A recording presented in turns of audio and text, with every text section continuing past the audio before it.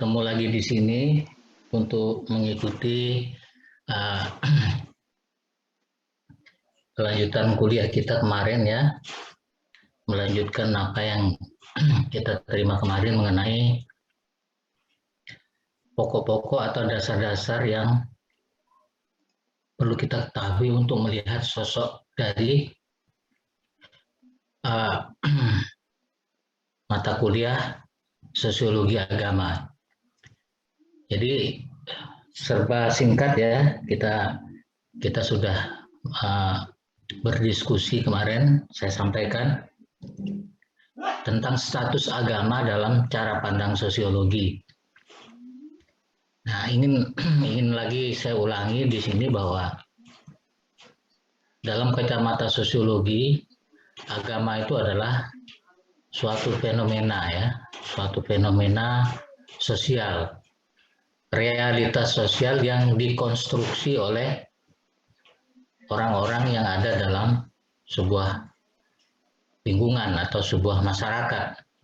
Jadi dalam pandangan sosiologi, keberadaan agama itu tercipta itu bukan berasal dari wahyu, melainkan dari kumpulan persepsi dan interpretasi dari para pengikutnya, sehingga kemudian agama itu pun wujud ya, sebagai sebuah kenyataan sosial.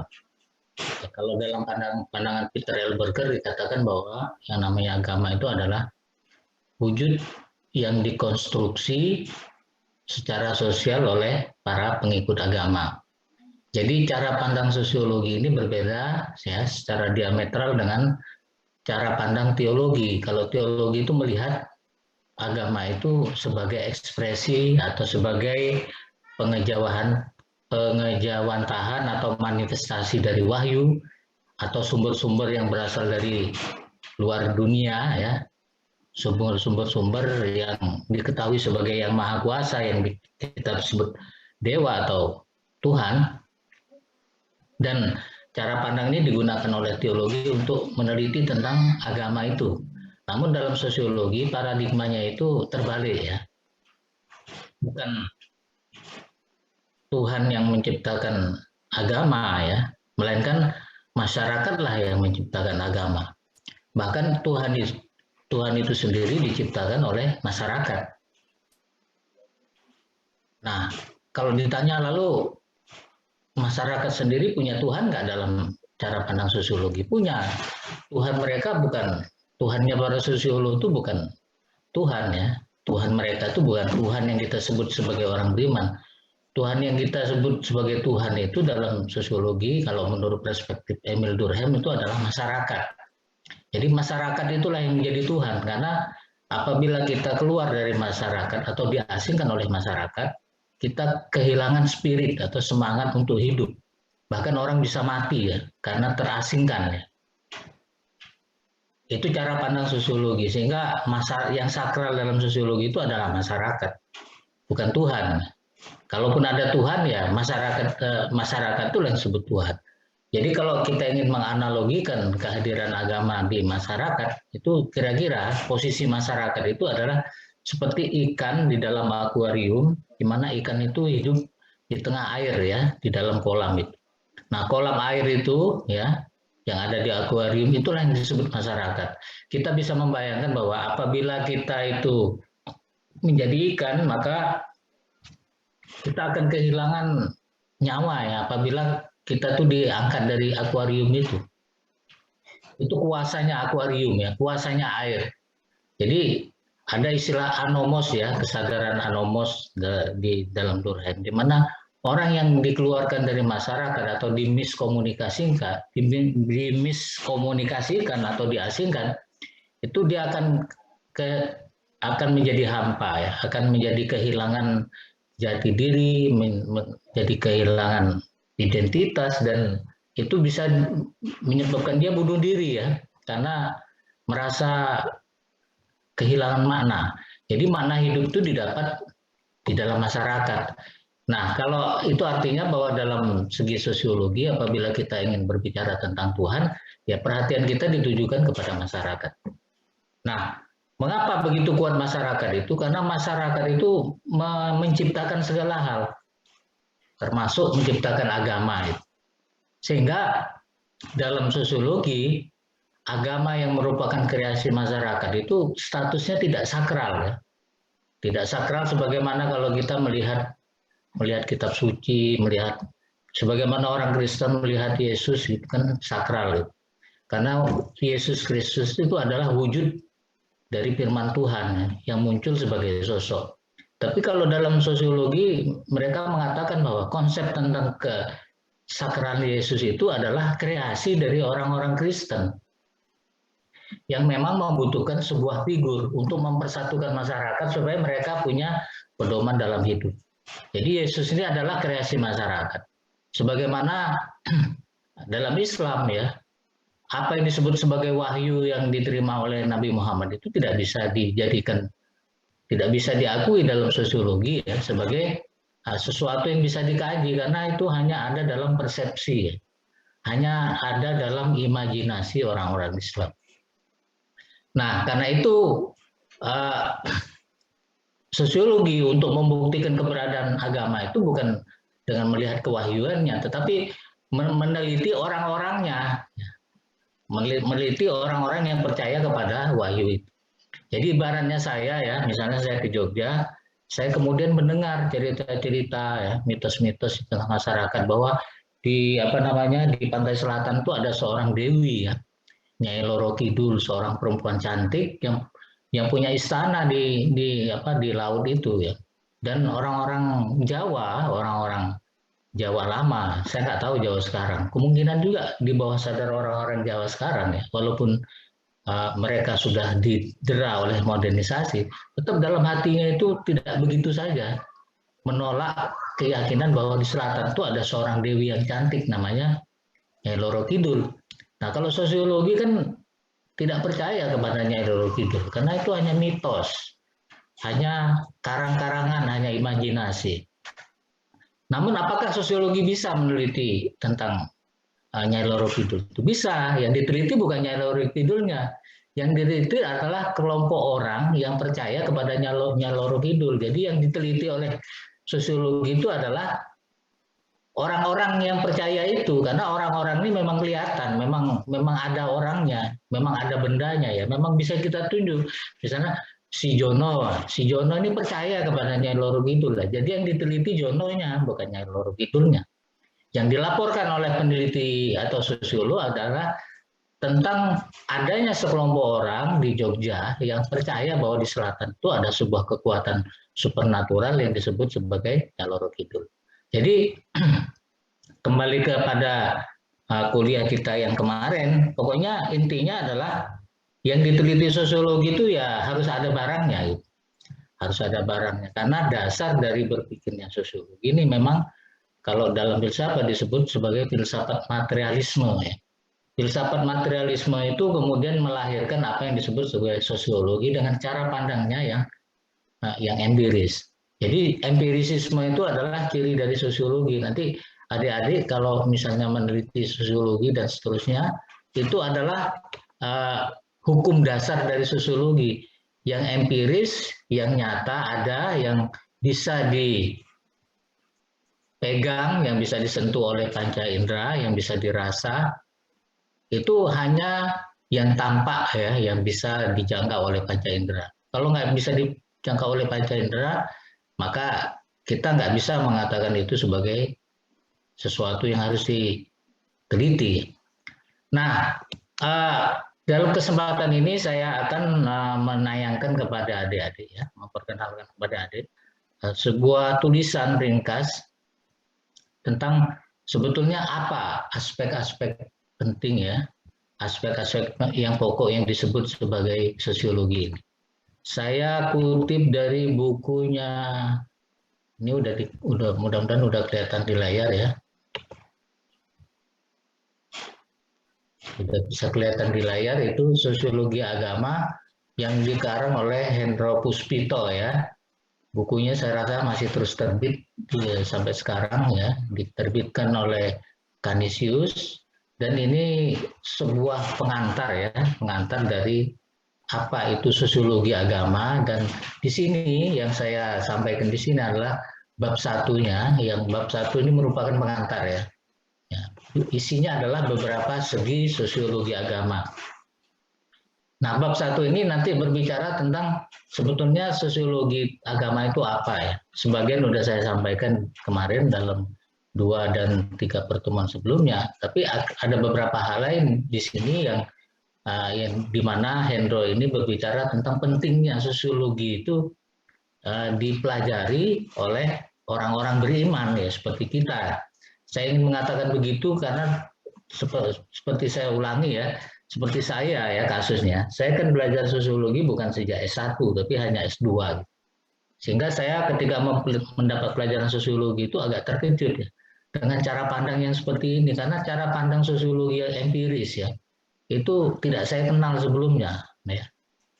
Saya belajar agama itu ya sebagai seperangkat iman yang harus saya yakini, dan kemudian keunggulan-keunggulan iman itu menyebabkan saya tidak terlalu tertarik dengan fenomena agama sebagai keyakinan orang lain, karena saya menganggap itu sebagai sebuah kesesatan ya menurut standar iman saya. Tetapi kalau dalam sosiologi ternyata cara pandangnya nggak kayak gitu. Sebuah agama itu tidak bisa, bahkan tidak boleh dinilai dari sesat atau tidaknya menurut ukuran keimanan seseorang. Tetapi yang dinilai apakah sesuatu itu ada atau enggak. Kalau faktanya ada, maka dia akan disebut sebagai agama. Walaupun kita mungkin dalam prinsip-prinsip dasarnya tidak menganggap agama orang lain itu penting. Tetapi dalam sosiologi agama, semua yang hadir dalam kenyataan, agama apapun juga, itu statusnya sama. Sehingga dalam sosiologi itu nggak ada keistimewaan Islam dibandingkan Kristen, dibandingkan Katolik, dibandingkan Hindu, dibandingkan Buddha. Semua agama itu sama karena memang semuanya hanya kreasi dari manusia. Pahami betul. Dan yang ingin saya sampaikan kepada adik-adik bahwa yang cara pandang begini ini hanyalah sebuah model ya, sebuah metode berpikir. Jadi jangan sampai dijadikan semacam ideologi bahwa ya kalau gitu agama memang nggak ada, karena itu saya rasa itu ranahnya lain lagi. Kalau saya mengatakan bahwa sosiologi ini yang ditawarkan itu adalah cara pandangnya, dan cara pandangnya itu penting bagi kita karena memang kadang-kadang, bukan kadang-kadang, dalam banyak aspek agama memang kita harus menilainya secara faktual, harus lepas dari segi-segi di mana kita terkait secara emosi kepada fenomena agama ini. Jadi kita harus melihatnya sebagaimana seorang dokter melihat pasiennya. Jadi kalau dokter melihat pasiennya kan dia harus melihat pasien itu apa adanya. Nggak boleh perasaannya ikut main di situ, misalnya benci atau apa rindu atau senang kepada pasiennya, lalu kemudian pasiennya diperlakukan menurut prasangka dia, menurut emosi dia, karena dia senang dia hormati pasiennya, karena dia benci dia nggak mau. Ya pokoknya kalau orang dokter kalau nengok pasien ya pasien gitu. Apapun penyakit pasien itu, apakah dia kenal dengan pasiennya atau nggak penting, karena tugasnya adalah menyembuhkan penyakit. Sosiologi juga begitu, melihat agama itu nggak penting, apakah agamanya sendiri, apakah agama orang lain. Yang dilihat adalah patologi-patologi yang mungkin ada dalam orang beragama itu, dan tugas sosiolog adalah memberi solusi ya, memberi jalan keluar bagi masalah-masalah yang mungkin dihadapi oleh orang yang beragama itu. Karena memang tugas sosiologi itu memang mencari patologi-patologi ya, mencari kalau bahasa Arabnya syarun, mencari apa yang kurang dalam masyarakat itu, yang kemudian sosiologi merasa bahwa dia punya tanggung jawab untuk menjadikan agama itu bermanfaat bagi umat manusia.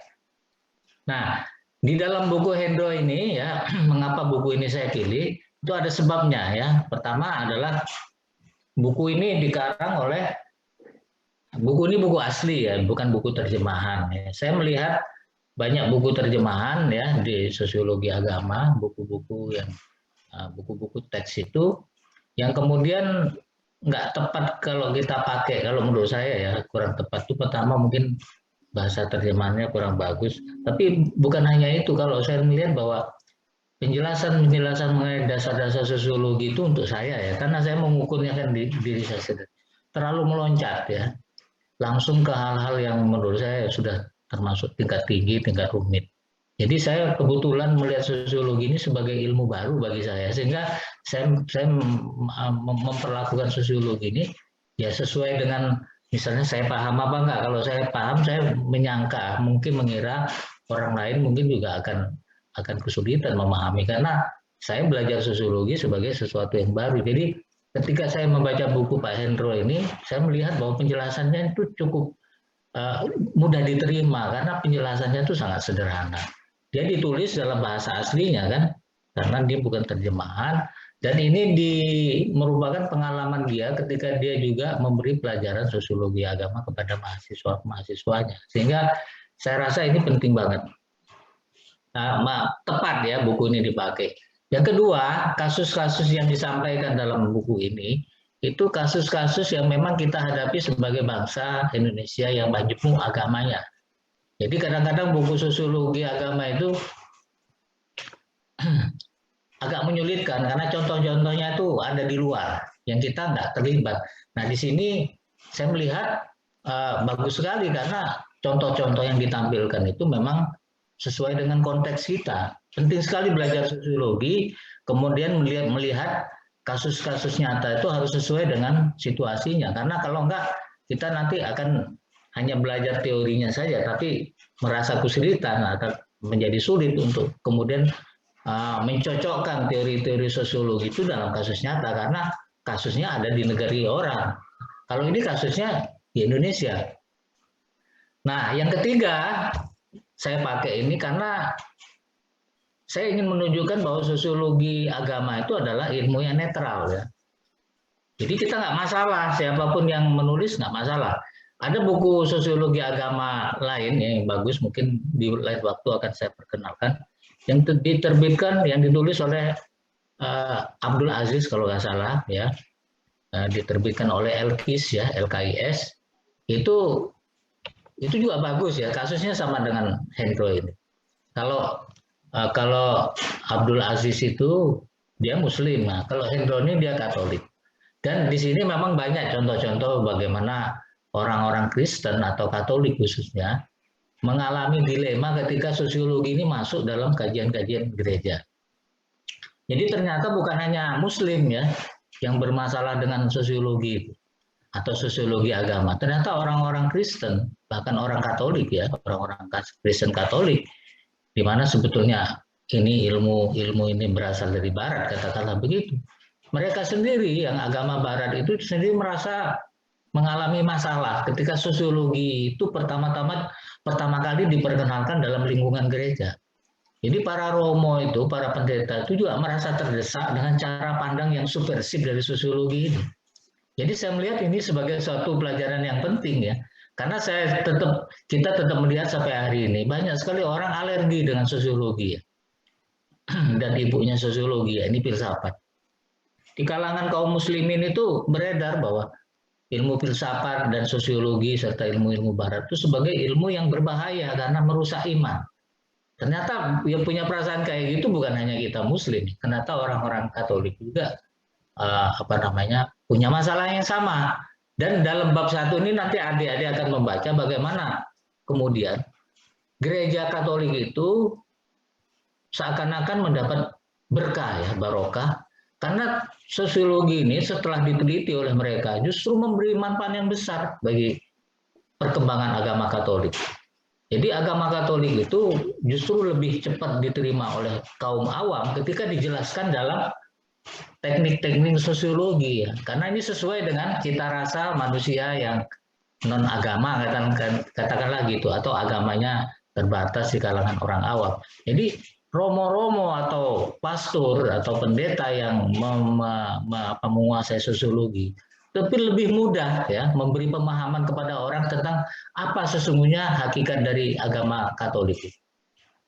Jadi ini agak unik ya kalau kita lihat dari sejarah dari munculnya sosiologi. Sosiologi itu kan munculnya sebagai cara masyarakat Barat untuk memojokkan agama sebetulnya, karena gereja pada waktu itu ya melakukan tindakan-tindakan yang menurut masyarakat Barat itu membohongi masyarakat sehingga mereka kemudian menciptakan agama sendiri secara khusus untuk menandingi agama-agama gereja itu. Nah, salah satu yang jadi tandingan, yang jadi andalan orang-orang Barat itu adalah sosiologi ini. Jadi sosiologi ini sebetulnya agama ya, agama sekular untuk membantah dalil-dalil kewahyuan dari agama-agama gereja yang para pendetanya itu ternyata memanipulasi agama itu untuk menindas masyarakat. Jadi munculnya sosiologi itu sebetulnya itu. Nah, tidak dinyana bahwa walaupun sosiologi itu diniatkan sebagai ideologi tandingan, ternyata justru bermanfaat ya bagi agamawan untuk melihat sosok agama itu sebagaimana adanya. Jadi mereka bahkan bisa melihat sosok agama itu secara objektif karena sosiologi memberi perspektif bagaimana menilai agama secara objektif. Sesuatu yang dalam agama itu nggak pernah diajarkan karena agama selalu melihat sosok dirinya sendiri sebagai atau dari sudut pandang subjektif. Nah, di sini nanti adik-adik akan melihat bagaimana Pak Hendro itu menjelaskan ya betapa pentingnya sosiologi untuk masyarakat agama. Jadi belajar sosiologi agama ini bukan hanya sekedar untuk keren-kerenan, bukan untuk mencari nilai atau mencari mencari ya semacam itu.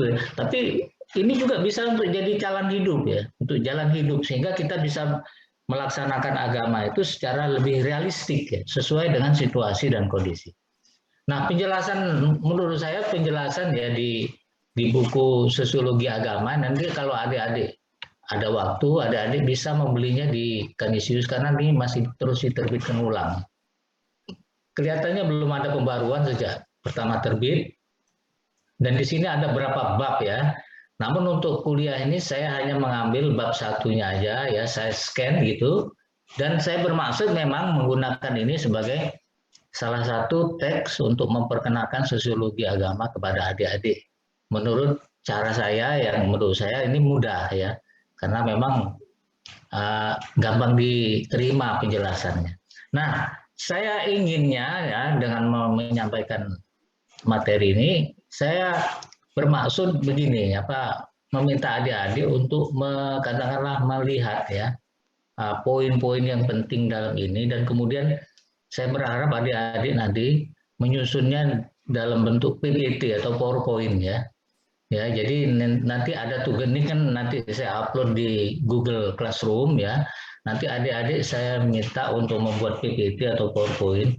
Tetapi gambarnya atau slide-nya jangan banyak-banyak, hanya 9 aja. Jadi 9 slide itu maksimal, di mana slide yang pertama itu dicantumkan judul, nama dan nomor induk mahasiswanya, kemudian isinya itu diambil dari pokok-pokok penting yang menurut adik-adik dari sosiologi teksnya Hendro ini sebanyak 8 potong aja, 8 slide. Nah, saya kasih waktu kira-kira 4 hari untuk mengerjakan ini. Ini kira-kira sekarang hari apa? Sekarang hari Rabu ya. Kamis, Jumat, Sabtu, Minggu. Jadi Minggu malam ya, Minggu jam 12 malam itu nanti selesai dikumpulkan. Terus pada Rabu depan, saya berharap PPT itu nanti adik-adik presentasikan di depan kelas. Jadi ini kesempatan langka untuk adik-adik untuk menyampaikan ya atau berbagi gagasan yang dicuplik dari buku Pak Hendro ini. Bagaimana mencupliknya, bagaimana yang penting saya serahkan ke masing-masing, karena saya tidak menilai bagus tidaknya PPT-nya, tetapi saya menilai keberanian adik-adik untuk ikut ya berbagi ilmu di sini ya.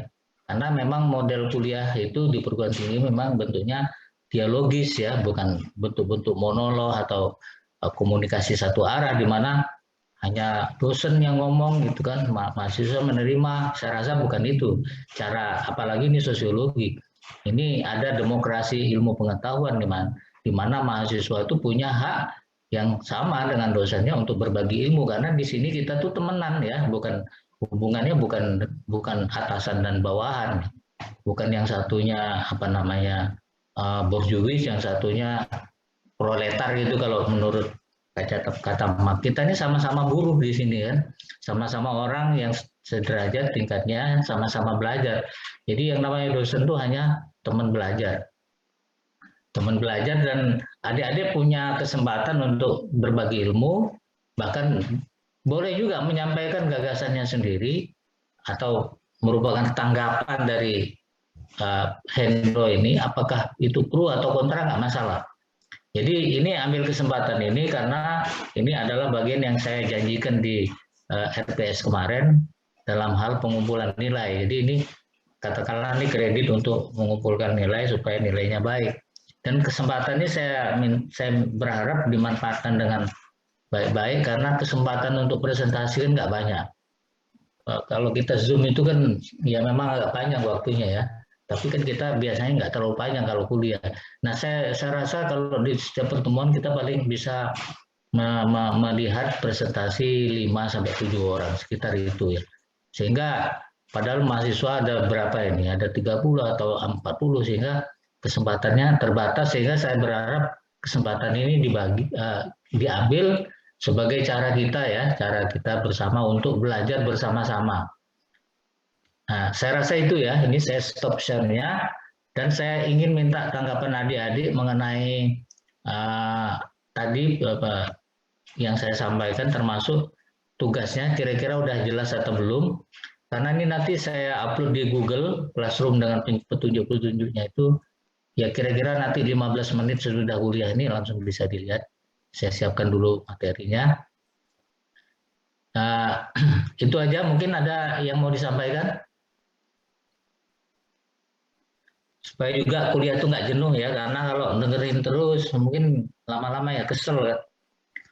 Jadi perlu ada waktu adik-adik yang sekarang yang aktif ya, berbagi ilmu, berbagi pandangan, berbagi gagasan di depan kawan-kawan. Monggo silakan. Pak Dani mau tanya? Bapak izin bertanya. Ya, sebentar nih, Dani ya, mau tanya dulu, bentar ya. Dani dulu ya. Dani mau tanya? Belum, Pak. Masih. Oke, berarti ini ya, Pak Iqbal. Ya, Pak. Iya, silakan Iqbal, gimana? Izin bertanya terkait tugas PPT tadi kan kata Bapak setiap pertemuan mempresentasikan sekitar 5 atau 10 anak. Nah, apakah selamanya kita dalam pembelajaran sosiologi agama ini menggunakan menggunakan Zoom atau Google Meet, apakah itu tidak memberatkan mahasiswa, Pak? Bisa, kalau saya izin memberikan opsi, mungkin nanti bisa kita membuat video atau melalui kita share di grup, terus kita menjelaskan dengan voice note atau bagaimana, mungkin bisa ditanggapi. Kemarin saya kayaknya udah memberi kesempatan itu ya, tapi kan nggak ada jawaban ya. Jadi Zoom-nya saya lanjutkan itu karena nggak ada jawaban, jadi Zoom lagi. Gitu. Jadi mungkin ini yang paling efektif kalau saya lihat Zoom ini ya. Yang paling efektif untuk paling banter ya Meet nanti kalau kita mau sedikit variasi. Tapi bukan voice note atau WA group ya. Saya rasa kalau itu nggak efektif ya, karena psikologinya itu nggak jelas kalau WA. WA itu kan hanya untuk komunikasi teks ya sebetulnya ya. Kalau voice note itu ya nggak jelas itu kan. Ya, kalau ini kan kelihatan orang-orangnya kelihatan. Memang yang paling ideal itu Zoom. Tapi kemarin kan saya udah tawari kalau Zoom, kalau memberatkan ya silakan diganti Meet. Tapi kan nggak ada tanggapan ya. Jadi saya umumkan lagi Zoom-nya. Nah, tapi nanti kalau mau ganti Meet ya nggak apa-apa. Tapi pilihannya hanya dua, Zoom atau Meet. Bisa juga pakai Google Classroom, bisa. Jadi di sana saya bisa memberikan bahan dan kemudian bahan-bahan itu dikerjakan karena memang ada fiturnya kalau di Google Classroom. Tapi kan yang dinilai ini juga presentasi ya, presentasi. Jadi saya ingin juga melihat mahasiswanya itu kalau ngomong seperti apa gitu. Jadi bukan hanya PPT-nya, tapi juga hal-hal lain yang kalau nggak pakai Zoom atau Meet itu nggak bakal muncul gitu. kira-kira kayak gitu ya. Ini usulannya Iqbal bagusnya. Saya rasa kok telat ya, karena ini udah berjalan, karena udah seminggu saya kasih waktu kemarin untuk menanggapi, tapi di grup saya lihat nggak ada tanggapan ya. Artinya ya saya menganggap ini setuju aja pakai Zoom. Ya kira-kira gitu ya Iqbal ya. Iya Pak, mohon maaf. Baik Pak, terima kasih. Iya. Oke, yang lain siapa? Misi Pak. Iya, Maulana ya. Saya ingin bertanya terkait dengan pandangan sosiologi agama dengan fenomena yang terdekat, yaitu beberapa tahun yang lalu banyak fenomena yang menganggap bahwa UIN itu liberal dengan dua kasus misalnya. Yang pertama adalah pelarangan cadar itu Pak di luar dari konteks pandemi, dan yang kedua adalah disertasi Bapak Abdul Aziz tentang Milkul Yamin. Nah, bagaimana sosiologi agama memandang dua fenomena tersebut Pak, sehingga dapat dikatakan bahwa dicap sebagai liberal begitu UIN ini. Terima kasih. Ya perlu saya jelaskan gini ya. UIN itu kan bukan sebuah masyarakat yang homogen, itu bukan ya.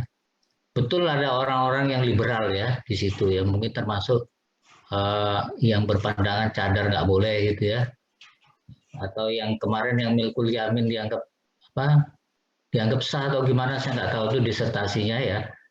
Yang kalau saya pribadi termasuk yang nggak setuju. Jadi nggak bisa juga kita katakan bahwa UIN itu liberal, karena itu hanya variasi dari pandangan-pandangan para pengajar di UIN ya. Itu satu. Yang kedua, keragaman pandangan dalam masalah agama itu nggak masalah, apalagi di perguruan tinggi. Perguruan tinggi itu nggak boleh berpihak atau melarang orang ya. Melarang orang itu nggak bisa, ya. Melarang orang berpikir itu nggak boleh, karena memang itu misinya perguruan tinggi itu adalah mengajak orang berpikir. Bagaimana dia akan melarang orang berpikir? Ya, menyuruh orang kamu jangan begini, jangan, nggak bisa, karena memang itu dikembalikan kepada dirinya masing-masing. Jadi orang melarang cadar juga haknya, membela cadar juga haknya, karena masing-masing itu juga hanya bisa ngomong, tapi nggak bisa membuat hukumnya, karena yang membuat hukum itu kan pemerintah. Yang punya UIN itu kan pemerintah. Kalau pemerintah nggak melarang cadar, apa haknya orang melarang cadar? Jadi adik-adiknya mau cadaran ya boleh-boleh aja sejauh tidak ada undang-undangnya. Walaupun rektornya bilang nggak boleh itu kan, kemarin yang ngomong kan rektornya yang dulu ya. Pak Yudian itu kan itu omongan dia, mulutnya dia yang ngomong gitu. Ya dia ini kan hanya punya mulut tapi nggak punya kuasa untuk melarang. Jadi adik-adik misalnya merasa terprovokasi, menurut saya juga aneh. Orang ngomong tuh biarin aja. Di dunia ini semua orang ngomong, biarin, memang dunia itu isinya omongan. Jadi ini kalau kita dalam sosiologi itu kita tuh tenang aja, tenang dalam pengertian bahwa seluruh jenis omongan orang itu adalah data bagi kita. Jadi sosiologi melihat variasi-variasi pandangan di masyarakat, entah pandangannya Pak Yudian atau anti Pak Yudian, itu sebagai koleksi pengetahuan ya, koleksi fakta-fakta untuk kita analisis. Jadi mahasiswa sosiologi bertanya, sebetulnya Pak Yudian ini kalau dalam masyarakat UIN masuknya yang kelompok mana, misalnya, malah ingin tahu kan. Berarti nanti Maulana bisa jadi tahu bahwa di kalangan dosen itu ternyata ada klasifikasi atau penggolongan keislaman orang. Ada yang liberal, ada yang tradisional, ada yang moderat. Ada yang moderat ekstrim itu ada. Orang moderat tapi ngomongnya ekstrim fundamentalis itu ada ya. Macam-macam ya. Jadi jenis-jenis pemikiran tuh nggak masalah ya. Terima itu sebagai sebuah fakta-fakta kemanusiaan ya. Khasnya Pak Yudian itu di situ misalnya. Dan kita tahu bahwa ya mungkin aja ada yang mendukung, ya silakan aja yang mendukung kan. Tapi kan dia ternyata juga nggak bisa menjaga orang pakai cadar di UIN ya kan. Saya lihat mahasiswa bercadar mungkin jumlahnya mungkin bertambah lama ya, bertambah banyak walaupun nggak signifikan ya. Ya belum ada penelitian khusus. Sebetulnya ini oleh sosiologi visum mestinya diteliti ya, fenomena orang bercadar. Misalnya Maulana kalau tertarik mencari data tentang apa alasan mahasiswi UIN bercadar misalnya kan? Apakah terkait dengan politik atau paham agama tertentu? Misalnya ini menarik ya. Terus juga meneliti orang-orang yang anti cadar itu, termasuk dosen-dosennya. Cari aja dosen-dosennya, misalnya di sosiologi sendiri ada nggak dosen yang anti cadar? Kalau ada jangan terkejut, misalnya kalau ada, saya duga sih nggak ada. Ya, saya rasa kalau dosen sosiologi itu kayak bangsanya Pak Norma, Pak Zainal ya, Pak Bu Ambar itu orangnya terbuka ya. Saya rasa begitu. Untuk saya nggak ada sih. Setahu saya yang sudah kejangkitan sosiologi itu biasanya nggak senang dia kalau berpendapat tertutup. Nah, tapi itu ya. Tapi menurut saya yang dikatakan Pak Maulana menarik sekali. Jadi dia udah peka mengenai fenomena sosiologi agama di kampus. Tinggal kita nanti menyikapinya sebagai bahan penelitian. Jadi bukan mempro atau kontrainya. Kita sendiri boleh pro dan kontra. Misalnya saya ya, boleh aja misalnya saya setuju dengan Pak Yudian boleh. Tetapi kan nggak penting banget sikap saya. Yang penting adalah saya melaporkan kepada publik lewat tulisan peta tentang sikap keberagamaan dosen-dosen UIN misalnya itu. Itu bisa jadi bahan karena itu memang penting ya, karena kelasnya dosen itu mereka itu kan jadi prowi ilmu kan. Dari Max Weber nabinya. Nah, para dosen ini kan semacam rasul-rasul kecil, di mana para mahasiswa itu kan rakyat atau penganut sosiologinya. Nah, kalau rasul-rasul kecil ini sebuah punya pandangan, misalnya saya mengajarkan dengan suatu cara pandang tertentu di sosiologi agama, adik-adik ini kan otomatis sedikit banyak mungkin terpengaruh. Kalau menurut Pak Musa kayak gini ya misalnya gitu. Walaupun mungkin banyak mahasiswa ya mungkin nggak merasa mau menyatakan kontranya, tetapi saya yakin tidak seluruh mahasiswa juga setuju dengan yang saya sampaikan. Tapi pengalaman saya di kelas selama mengajar bertahun-tahun, saya tahu bahwa mahasiswa saya itu ideologi keagamaannya itu memang menyebar dan luas itu, mulai dari yang sangat kiri banget sampai yang sangat kanan banget, dan bagi saya nggak masalah. Saya alhamdulillah juga kalau memberi nilai katakan tuh nggak ada bias-bias kelompok kayak gitu, entah bias-bias kelompok dalam pengertian selera keagamaan maupun organisasi, mudah-mudahan insya Allah enggak, tapi biasa aja. Nah, menurut saya apa yang dikatakan Maulana ini sebuah modal yang baik, pertanyaan yang baik mengenai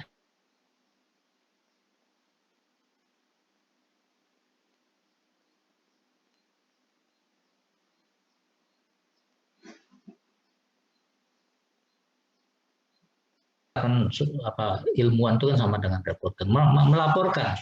Bahkan kalau kamu punya kesempatan bertemu Pak Yudian misalnya kamu bilang saya mahasiswa sosiologi Pak lagi menyelidiki tentang masalah kehidupan keagamaan orang-orang UIN, dan saya senang sekali kalau Bapak mengizinkan saya untuk wawancara, karena Bapak ini kan orang penting, memang Yudian kan orang penting, sekarang ketua Pancasila. Nah, saya tertarik Pak dengan dulu sikap Bapak mengenai cadar itu Pak. Ternyata masyarakat ada yang pro dan yang kontra. Kalau boleh saya tahu Pak, sebetulnya apa latar belakang Bapak punya pendapat yang demikian itu misalnya. Tuh Pak Yudian mungkin jawabannya bisa 100-200 halaman karena dia senangnya ngomong. Kamu tanya gitu, apalagi kamu puji-puji itu angkat-angkat namanya, wah senang banget deh. Mungkin kamu malah nggak kebagian pertanyaan kedua karena satu pertanyaan nggak habis-habis, ya kan? Karena dia hobinya ngomong, wah saudara ngerti nggak? Saya dulu di Harvard loh, terus macam-macam lalu entah kemana-mana jawabannya. Udah tulis aja apa adanya, ya kan? Kamu tugasnya menggali data kok, dia kan jadi korban kamu karena dia menjadi narasumber. Padahal kamu mendapat manfaat dari jawaban dia. Jadi jadikan Pak Yudian itu sasaran penelitian, ya. Sambil kita juga menyadari bahwa orang itu ya bermacam-macam ya, namanya cara dia berselera memang tidak bisa dipungkiri ya. Ada orang yang suka dengan cadar, ada yang tidak suka tuh ada. Bahkan kalau saya melihat diri saya sendiri, saya pernah ada di kutub-kutub itu. Dulu kan saya ini aslinya orang santri ya. Saya dulu sekolahnya di Mualimin, sangat senang dengan agama itu. hobi saya agama, memang dididik agama, dan saya agak puritan ya karena didikan Muhammadiyah atau sendiri Muhammadiyah. Saking puritannya ya, saya tuh anak mualimin, malah nggak pernah tuh tahu di mana kuburannya Kiai Dahlan. Jadi padahal Kiai Dahlan tuh pendiri Muhammadiyah dan pendiri mualimin, muridnya tuh nggak pernah diajari untuk ziarah ke kuburnya Dahlan. Saking puritannya itu, sesuatu sikap yang belakangan saya sesali. Makanya Muhammadiyah itu lama-lama bisa rontok kalau gini. Wong tokohnya sendiri dia nggak hormati, boro-boro mau menghormati tokoh orang lain. Jadi saya tuh dulu dibesarkan dan alam itu terus belajar sosiologi. Nah, kemakanlah dengan ideologi materialistiknya itu ya, materialismenya. Sehingga saya kritis dengan agama itu. Memang saya agak kritis nih orang bercadar gitu, orang celana congkrang itu pernah juga tuh sampai. Lalu alhamdulillah semasa pandemi itu saya kembali bisa melihat, menilai lagi cara pandang saya karena memang orang itu kan harus refleksi diri. Sekarang saya netral, sekarang nengok orang tuh nggak gumun lagi lah, mungkin karena umur juga ya. Lama-lama saya pikir ngapain sih suka gumun dengan orang lain? Ya orang lain tuh kan muka-mukanya sendiri tuh, mau dicadari apa enggak, mau pakai celana congklang apa enggak, itu kan celananya sendiri, kaki-kakinya sendiri. Kok saya ikut campur dengan urusan orang? Lama-lama saya mikirnya kayak gitu. Nah sekarang saya santai, orang mau congklang kayak silakan, mau cadaran boleh, mau ya monggo silakan aja, wong itu tubuhnya sendiri. Walaupun proses untuk sampai ke situ tuh terlunta-lunta, saya terlunta-lunta tuh hanya terombang-ambing antara ekstrim kini, ekstrim sini, dan ekstrim sana. Sampai saya ketemu cara pandang yang pas untuk saya pribadi. Saya baru berapa waktu menyadari, berapa tahun ini menyadari bahwa sosiologi itu bukan hanya ilmu sebetulnya, itu sebuah ideologi yang bisa membantu mencerahkan cara saya memahami agama, seperti yang ditemukan oleh Hendro dalam kasus Romo-Romo Katolik yang menyadari bahwa sosiologi itu membantu mereka untuk menjelaskan konsep-konsep yang rumit dalam teologi Katolik. Itu bisa dijelaskan dengan mudah lewat bahasa filsafat atau sosiologi. Saya juga menyadari itu manfaat sosiologi itu kayak gitu. Jadi bagi kita penampilan orang atau cara orang mengunjuk diri di dunia publik melalui pemahaman agama mereka, melalui statement mereka di masyarakat, seperti tadi contohnya, apakah dia anti cadar atau enggak, itu sebagai khazanah ilmu aja, sebagai koleksi fakta yang bisa kita kejar sebagai bahan penelitian, tanpa kita merasa terganggu dengan pandangan itu. Jadi kalau dulu saya mungkin terganggu ya, kenapa sih orang ini udah rektor gitu lagi ngomong. Kalau dulu, kalau sekarang ya nggak apa-apa kan dia ngomong, masa dia ngomong nggak boleh? Ya boleh-boleh aja kan. Yang nggak boleh kan membunuh orang, kan nggak boleh kalau dalam agama. Tapi kalau ngomong kan mulut-mulutnya sendiri juga. Ya jadi kalau saya mikirnya udah kayak gitu sekarang. Nah saya nggak tahu perjalanan ini juga adakah di adik-adik. Karena kadang-kadang memang orang itu untuk mencapai kedewasaan dalam melihat fakta sosial itu memang butuh proses. Jadi kalau adik-adik ini masih kelihatan berat ke kiri atau ke kanan, itu wajar karena memang usianya sih lagi memang senang ngepot itu ya, kanan kiri itu memang harus begitu, malah menurut saya dinikmati itu. Nah, kepotan-kepotan ideologi. Ya hidup ini harus dinikmati, apalagi udah terlanjur ditakdirkan jadi mahasiswa sosiologi. Jadi setiap wujud dari ideologi itu memang harus menjadi cara kita untuk mendewasakan diri terus-menerus. Ini pesan untuk saya pribadi ya.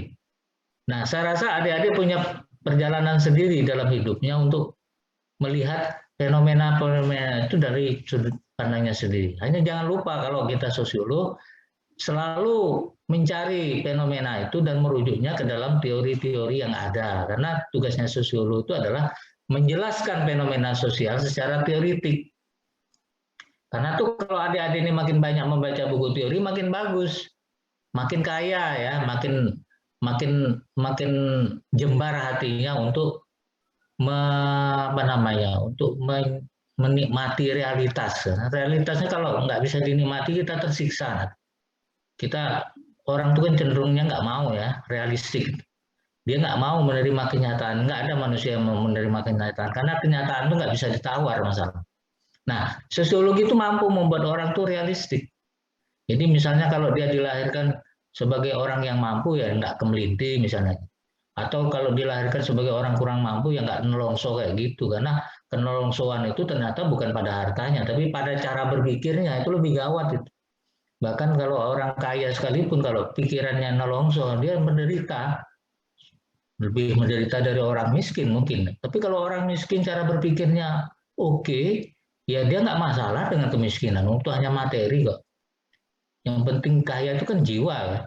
Jiwa yang kaya itu bisa menarik materi ya. Nah, ya, artinya materi itu banyak atau sedikit nggak jadi masalah untuk dia. Ya ini kan cara kita orang beriman kan gitu cara pandang. Supaya kita hidup di lautan realitas ini tetap teguh ya, tetap tetap tegar karena adik-adik ini kan suatu hari mungkin sudah pernah mengalaminya berkali-kali ya yang namanya realitas itu kan datang bertubi-tubi mungkin orang yang kamu cintai tahu-tahu mati ya meninggal orang tuanya meninggal kamu sayang sama ibumu meninggal mungkin ada yang belum meninggal suatu hari akan meninggal ibumu karena ibumu manusia nah itu kan kenyataan namanya kalau kenyataan nggak bisa kita hadapi nanti kita ikut meninggal karena kesedihan yang mendalam. Saya sering menyaksikan anak ya, yang akhirnya ikut meninggal gara-gara ibunya meninggal karena saking cintanya kepada ibunya. Ini kan anak yang tidak realistik, ya menderita karena kenyataan itu terlalu berat dialami. Suatu hari entah sekarang mungkin sudah, saya nggak tahu namanya hidup. Mungkin sudah, mungkin sedang dan pasti akan mengalami kenyataan-kenyataan yang ruwet ya yang suatu hari kamu akan tahu bahwa kenyataan ini nggak ada jawabannya. Kecuali kamu lari kepada Tuhan atau memang nggak ada jawabannya, memang buntu. Ya kenyataan yang berat, mungkin ya kalau Al-Quran bilang tuh mungkin itu cobaan nyawa, cobaan hidup, cobaan penyakit. Karena ada jenis penyakit yang nggak mau sembuh, ada loh. Ada orang kena kanker nggak jelas kapan sembuhnya, itu kan pusing kepalanya. Ke rumah sakit nggak sembuh-sembuh. Itu kalau nggak diterima kenyataan itu, wah itu dua kali beratnya. Pertama udah sakitnya, yang kedua berat hati menerima kenyataan itu. Nah, sosiologi ini membantu kita untuk melihat kenyataan itu hanya kenyataan karena hidup ini hanya laibun kalau dalam Al-Quran, hanya permainan. Jadi jangan menikmati kesusahan itu dalam-dalam nanti susah beneran gitu. Padahal suatu hari kesusahan itu harus kita terima. Celaka betul itu hidup ini. Memang celaka. Kita lahir itu kayak terlempar dari surga tuh di dunia ini. Ya, adik-adik masih muda, masih banyak masalah yang akan dihadapi. Ada sejumlah kegembiraan yang besar di depan sana mungkin ya. Tetapi ada penderitaan yang kalau nggak hati-hati itu bisa bikin orang bunuh diri. Makanya persiapan untuk menguatkan jiwa itu sejak dini harus dimulai. Kenyataan itu memang berat ya, kenyataan itu berat. Sosiologi ini bagi saya kepentingannya adalah untuk menguatkan saya bahwa kenyataan adalah kenyataan.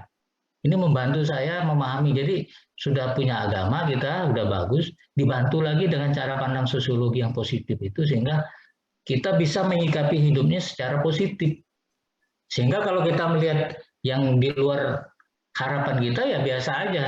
Baik itu harapan dalam pengertian hidup kita yang ternyata tidak ideal maupun melihat perbedaan-perbedaan cara berpikir orang, cara berbuat orang, kita jadi sadar oh dunia ini memang tempatnya orang berpikir. Dan segala macam ragam pikiran itu ada. Nah gitu ya kalau jawaban saya begitu. Ini jawabannya sebagai sebagai ustadz sebetulnya, bukan sosiolog. Tapi saya ingin mengatakan kembali ke Pak Yudian tadi, itu pendapat nggak masalah, Mas Maulana ya. Itu pendapatnya Pak Yudian pribadi, itu bukan pendapat UIN. Dan bahwa ada banyak orang UIN yang tidak berpendapat seperti itu. Hanya kita nggak tahu petanya, berhubung tidak diteliti atau belum diteliti. Dan ini salah satu kesempatan mahasiswa sosiologi khususnya sosiologi agama untuk mengangkat ini menjadi topik skripsi itu bisa. Ini wacana anti cadar di Uinsuka misalnya judulnya itu atau gimana nanti kan bisa konsultasi sama Bapak Ibu dosen di sosiologi. Karena kerudung itu udah banyak diteliti orang, cadar juga ada, tapi kasus nyata di UIN mungkin belum diteliti orang. Saya rasa kalau ngumpulin 30-40 mahasiswi bercadar ada di UIN, walaupun Ini lagi daring, jadi kita nggak tahu. Tapi saya menghormati kalau saya ya sekarang saya tuh, alhamdulillah tuh saya sekarang nggak ada prasangkanya sama orang, ya, ya mau cadaran, mau nggak. Tapi ini barusan aja saya temukan, belum begitu lama. Jadi untuk bisa memahami orang lain, untuk bisa menghargai pilihan orang dalam beragama, itu ternyata butuh perjuangan. Apalagi saya dibesarkan ya, kalau orang dibesarkan di NU mungkin udah terbiasa dia dengan wacana kitab kuning yang memperkenalkan perbedaan-perbedaan itu. Tapi kalau di Muhammadiyah kan berat, karena dia diajari untuk menjadi puritan. Muhammadiyah itu organisasi modernis. Ya, kalau modernisme memandang kenyataan itu kan hanya narasi tunggal, hanya dia yang benar, yang lain salah semua. Makanya orang Muhammadiyah biasa kalau nengok orang kalian bid'ah lu, salah lu, sesat biasa. Tapi itu Muhammadiyah lama ya. Kalau Muhammadiyah baru saya rasa udah berkurang jumlah orang-orang yang gampang menuduh bid'ah. Tapi memang itu teologinya Muhammadiyah itu modernisme ya. Yang kurang menghargai perbedaan-perbedaan itu memang betul. Kalau Muhammadiyah itu dibandingkan NU itu Muhammadiyah itu lebih homogen ya, lebih apa namanya, lebih kurang toleran lah kalau menurut saya teologinya dibanding katakanlah NU yang terbiasa. Kalau NU itu terbiasa berbeda pendapat. Kiai-kiai itu biasa bertengkar. Kalau apa Bahsul Masail itu kan kiai-kiai itu sampai teriak-teriak terus mengajukan berbagai pendapat. Walaupun nanti setelah Bahsul Masail akhirnya kembali lagi ke pendapat sendiri-sendiri. Tapi tradisi berbeda pendapat itu lebih muncul di kalangan NU daripada Muhammadiyah. Orang Muhammadiyah itu nggak terlalu suka dengan perbedaan pendapat. Ya, karena memang model beragamanya kayak gitu. Ini model beragama komordenis kan begitu. Dia pendapat agama itu ditarjihkan, ya. Sudah disaring oleh sebuah kelompok ulama dan itulah yang jadi resep orang Muhammadiyah untuk beragama.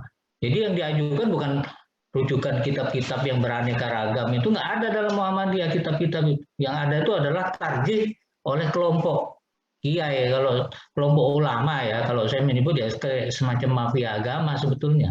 Karena kita juga nggak tahu mereka ini ideologinya apa yang mengarahkan umat Muhammadiyah memiliki sebuah cara pemahaman tertentu.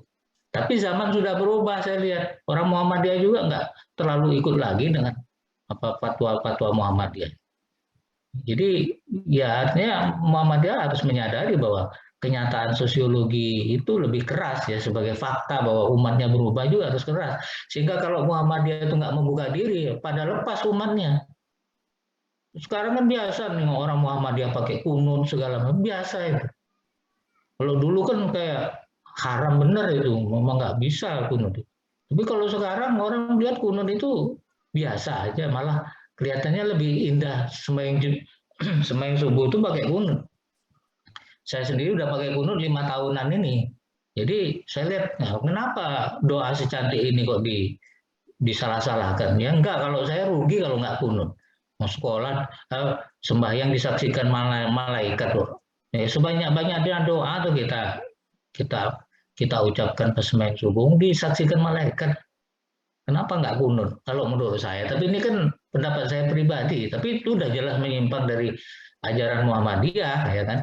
Saya tahu persis, wong saya dididik di Muhammadiyah dan saya tahu pelan-pelan beberapa paham Muhammadiyah itu harus saya tinggalkan karena udah nggak cocok dengan pribadi saya. Tapi ini perkembangan pribadi ya. Perkembangan pribadi ya, kalau misalnya diteliti mungkin menarik karena setiap orang tuh punya perjalanan spiritualnya sendiri-sendiri ya. Setiap orang berubah. Adik-adik ini masing-masing punya perjalanan sendiri yang itu tidak pernah yang itu akan selalu menjadi rahasia kecuali kalau ada peneliti, misalnya Maulana mau meneliti. Ya misalnya apa pendapat Tri Puji tentang ini misalnya, kan harus ditanya Tri Pujinya. Kalau enggak dia nggak ngomong gitu. Dan siapapun itu. Jadi memang sosiologi itu memang harus proaktif kalau ingin melihat peta keberagaman masyarakat, harus aktif. Dan Maulana tadi udah bagus, dia udah punya gumunnya ya. Memang orang menjadi peneliti itu mula-mula harus gumun dulu. Kalau dia nggak gumun, dia nggak tertarik nanya kan. Dari gumun dia jadi tahu. Saya ingin bertanya ya, apa betul orang UIN itu sarang liberal? Itu udah sebuah premis yang keren banget. Kalimat pertama dalam latar belakangnya aja udah menggebrak. apakah betul UIN itu sarang liberal? Itu orang jadi tertarik itu membaca. Wah, ini topiknya keren banget karena memang ditunggu-tunggu orang. Karena banyak orang mengira itu sarang liberal dan mungkin benar ya, kita nggak tahu kan, belum diteliti baik-baik. Kalau diteliti kita tahu seberapa liberal UIN ini. Di antara UIN itu yang paling liberal mana? Misalnya kayak gitu ya. Ini kira-kira jawaban saya. Oke, ada yang lain?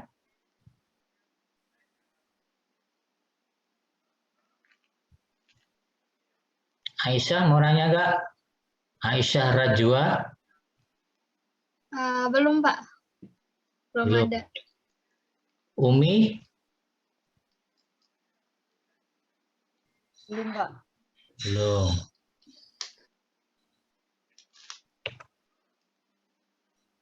Siapa lagi nih?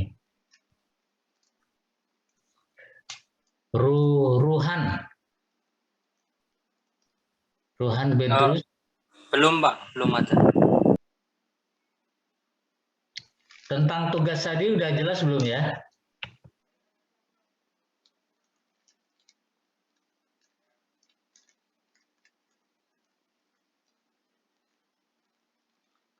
Siapa ini yang mau nanya? Ridho? Belum, Pak. Belum. Eni Purwaningsih?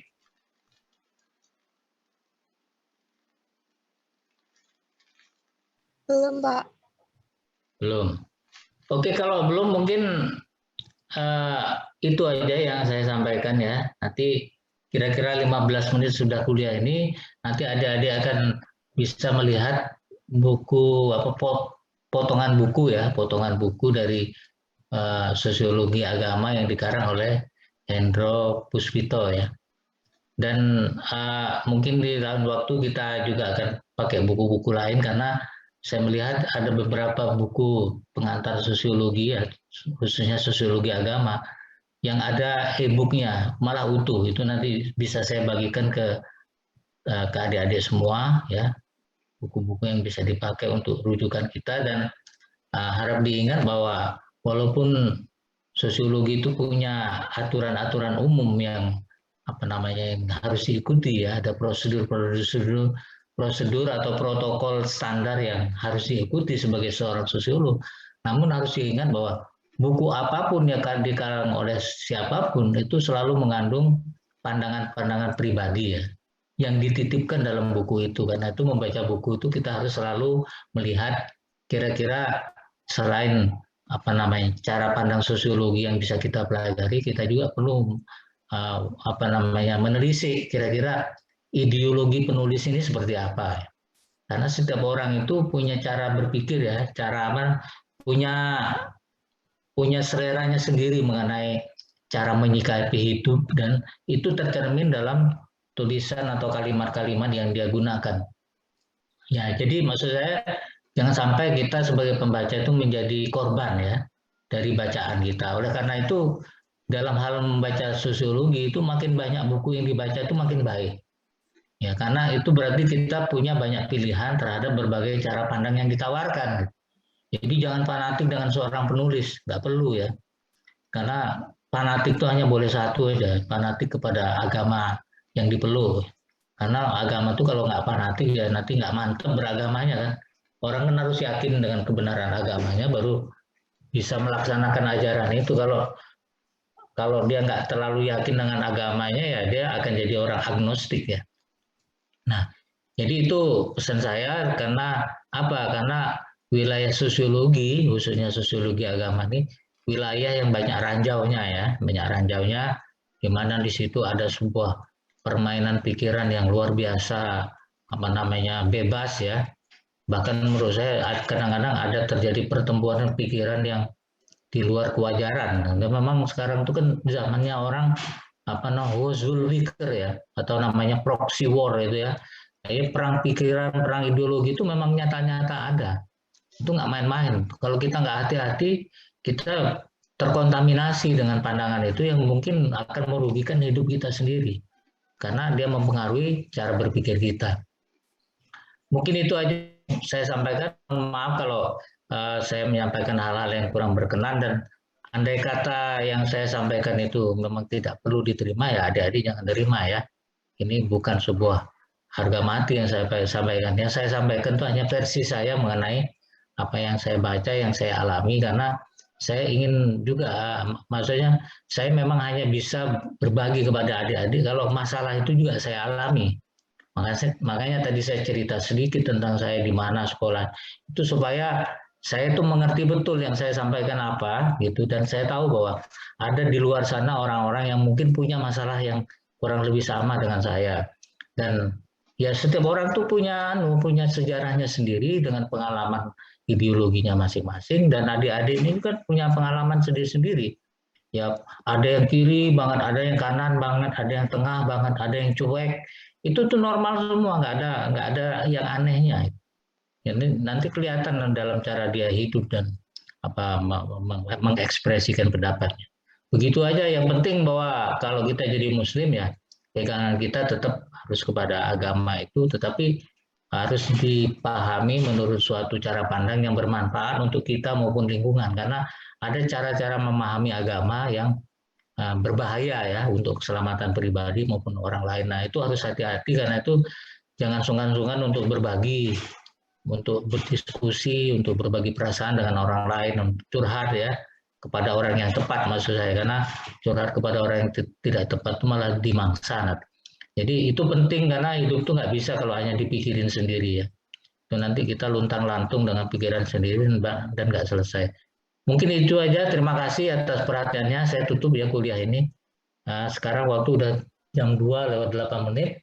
Udah lumayan. Memang waktunya masih panjang, tapi kita tutupkan sekian. Terima kasih atas perhatiannya. Assalamualaikum warahmatullahi wabarakatuh.